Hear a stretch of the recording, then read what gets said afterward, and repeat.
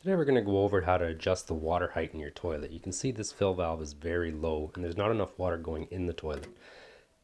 And the dial doesn't work. It doesn't give it enough water to get it to the top. So what I'm going to do is remove this drum style flapper.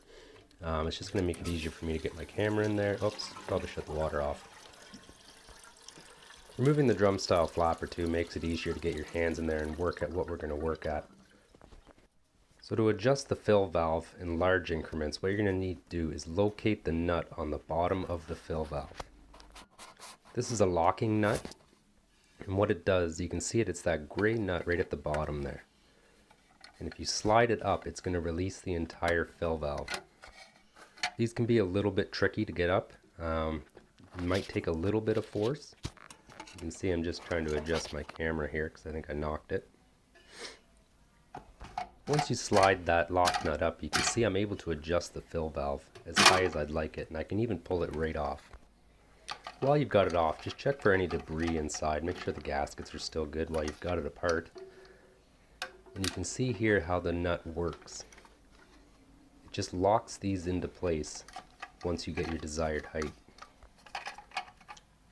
So once you get it apart, you don't need to pull it off like I did here. I was just showing you. Just push it down to the height you think you need, and then lock it in place. Make sure you lock it in place. You can see here that nut goes all the way down and locks in place. If the nut doesn't fully engage, you might have to use a little bit of force on these. Try not to break it, it is plastic. So now that I've got it where I think it needs to be, I'll just go ahead and reassemble the entire drum assembly. These drum assemblies are just a quarter turn. There's just a little nut on the or a little notch on the bottom that just does a little quick quarter turn. And what we'll do is we'll fill the toilet. And this will show us a different water height. You can repeat this step if you didn't get the height you want, whether it's too high or too low. And we'll just reconnect everything here. And I'll go ahead and I'll fill the toilet back up, and we'll see how we made out here.